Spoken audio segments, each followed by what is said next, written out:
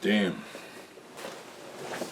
Well, I thought it was kind of appropriate that I put on this coat for the last installment of 42nd Street Pete's Halloween Extravaganza, because it was over close to, I don't know, 30 years or more ago. I debuted 42nd Street Pete at a Halloween chiller show.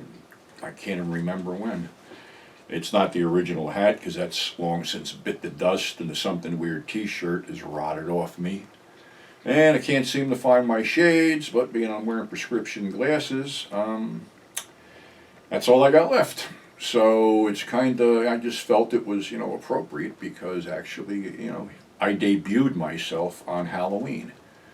And this is the last episode of 42nd Street Pete's Halloween Extravaganza. And I'll end it with my go-to film every Halloween, The Undead, Roger Corman's The Undead.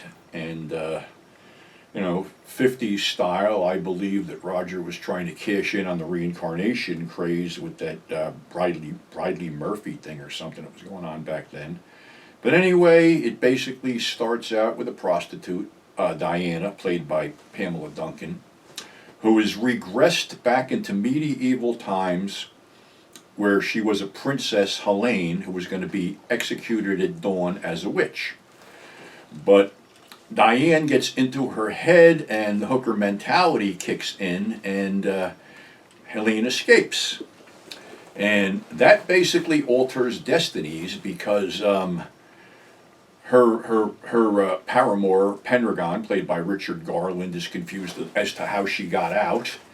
And he is being seduced by this witch, Lydia, played by the always hot Allison Hayes, and her sidekick, this imp, played by Billy Barty.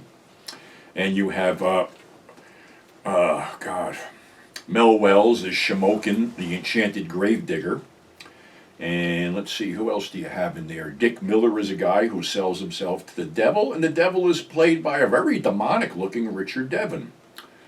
So the film follows her, escaping, being put in a coffin and being put in the graveyard as she escapes, and then Schmokin opens her up, but doesn't realize that this is supposedly the witch that bewitched him, which it isn't. So she is taken back to Schrump's tavern, who Schrump is Bruno B. Soda. And she's hidden there for a while, and there's another old witch out in the boondocks. I can't remember who plays her.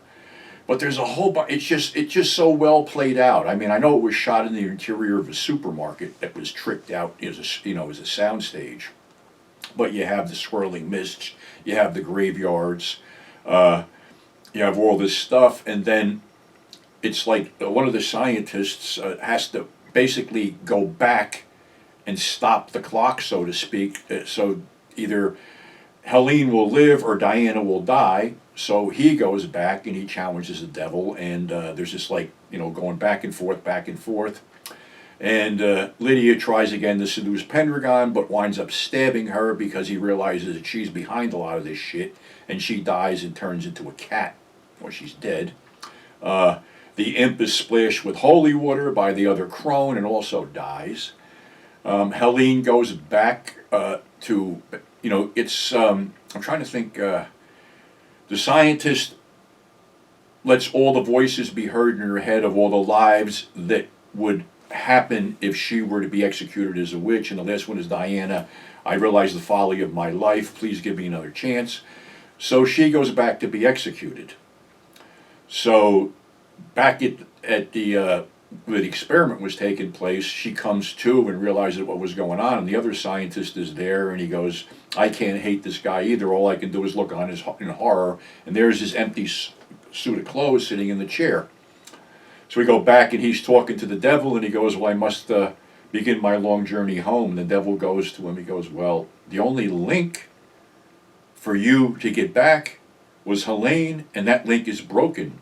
So he goes, and now you'll spend the rest of your days here toiling at some menial job, and then at the end of time I will come a calling. And then it bursts into flames, and the end comes up, and Richard Devon is laughing maniacally. And like I said, I must have caught this thing, 1:30 in the morning in one of my, I don't know, it might have been, probably was a Halloween night, and that's why it stuck with me.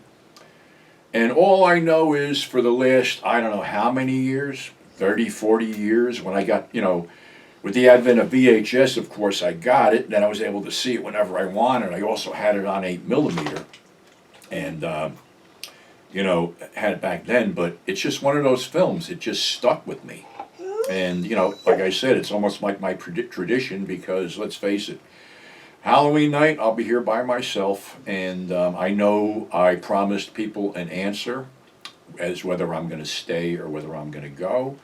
And I think it'll be appropriate if I return at midnight and give you that answer when, I don't know, some people say that, basically the veil between the living and the dead is open at midnight. So I sort of like to sit out there and,